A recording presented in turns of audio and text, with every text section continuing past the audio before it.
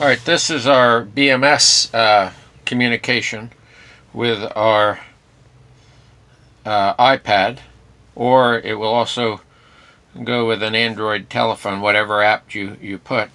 You see voltage and you see current flowing in.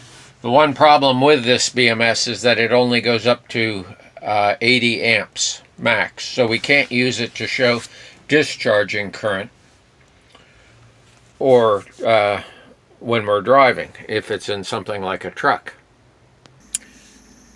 Now, the meter that we have been using and has been popular over probably the last 10 years is this intelligent meter. Now, he can go up to 500 volts and can go up to 600 amps, depending on how you set him. I think he can go up to actually 1,000 amps. Right now I have my decimal, so that means I believe I'm capped out at 400 amps because I have the decimal point. I reset it without the decimal and then I can go higher. And our voltage can go up, I think, to 500 volts. We have our amp hour counter, which this is important for us. That way we can tell as we're driving how many amp hours we've used. We know how many amp hours are in the battery, and then we figure how many we've used to how many we have. And this counts, right now it's counting, it's counting down from 57 amp hours, 56, it'll count down till it gets charged. And once it gets charged, I'll recenter it to 0, which I do by pushing and holding that button there. And now, when I drive, it'll start going into the negative. Now that I've reset it, it's counting into the positive. And once I get all the way charged up, I'll know how many amp hours I put in these batteries, and I'll reset it to 0. Some of the problems with this meter is we only see one thing at a time. We have to click around to see amperage, voltage, and amp hours. So that's a disadvantage. I got another little meter here that I'll be hooking up later on to show me other features, so I can leave this on one. Amp hours is kind of our most important, but at the same time they're all important. It's good to see how many amps you're using, that way you figure out how far you got. So as I've explained this meter before, if our battery pack is 30 amp hours and I'm charging it, we'll say 10 amps, I know it's going to take 3 hours to fill it up if it's all the way empty. Now we also have this new meter. This is a new guy that I'm investigating. Nice display, as you can see. Also, it shows voltage and amperage and kilowatts right underneath, and 18 kilowatt hours. And I'm not sure if he's hooked up forward or backward now, because he's to set him up the right way, to get things to measure as you're charging and fill up that little meter there. I mean that little battery picture. Supposedly, when this is all set up correctly, we can see a picture of the battery being all the way full and all the way empty. And there's some way to program this to do all that. This is a pretty nice meter. I'm going to turn my charger down right now, just so we can see. Alright, so everybody went to 0. And this meter did not go to 0. He went to negative 0.7. So we have to center out this meter. This meter I found a way to center out. That's so that the meter reads 0 when 0 is going through it. Otherwise, it accumulates false information. So this meter here has got a little book with it that I'm looking through and reading and trying to figure out how to do this right at the moment. This may become our meter of choice in the future. It's got some nice features. One, the sending unit sends through a Bluetooth. So this can, actually be powered by a little battery.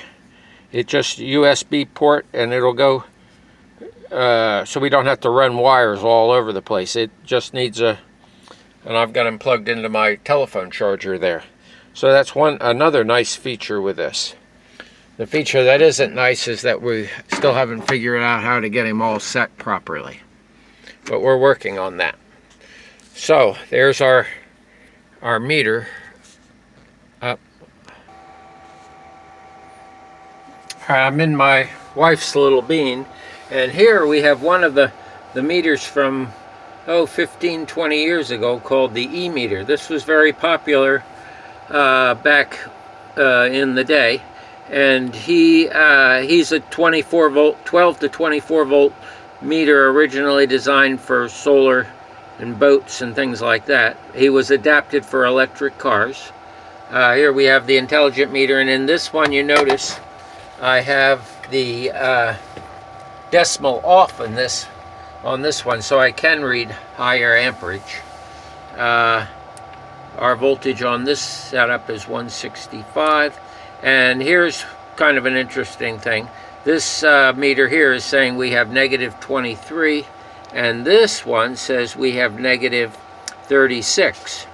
So we're charging along here, and these guys will be counting towards 0, and as they get to 0, that'll be the batteries fully charged. And I probably didn't set this one to 0, and over time, just the differences in the meters, the fact that this one doesn't have the decimal and this one does, and they don't even, so that's why one can vary from the other. Now what I wanted to show on this is this other meter that I've set up for my wife's car.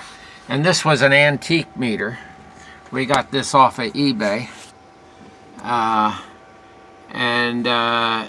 What I've done with this is I've reconfigured this with this switch over here. This 10 position switch that has, we have, starting from the bottom, cell voltage, motor amperage, low amperage, high amperage, and then cell voltage for the big pack. And what I can do is I can switch this around to see different things. Like right there, I'm cell voltage. Now I've got this set up kind of like a full and empty. So when he's all the way down at 0, it's empty, and all the way up to the top, it's full. Then when we're using motor amperage is different than battery amperage. And as you see, we can easily get 100 amps. And I have this set up so that it's 500 amps. It's a 500 amp controller. And this is more just to see how depending on what gear you're in, we'll have more motor voltage. I'm rocking the car back and forth a little. If I put him in 4th gear, or that's reverse, we can see much more motor amperage than if we're in 1st gear. The car's moving there in 1st, and the car is just moving here in 4th. More amperage because of the gear ratios. Of course, it's less voltage. Power ends up being power no matter what. We also have something to measure the 12 volt battery here. That's measuring our 12 volt system. Same setup. All the way full is full and all the way down is empty. If I turn on my headlights now, we'll see it blip down a little bit. That was the headlights there. So this is a fun project for first of all, we got the antique meter, which is nice. Second of all, we got our little switch that we can switch around so we can see different things. So there is our options with meters.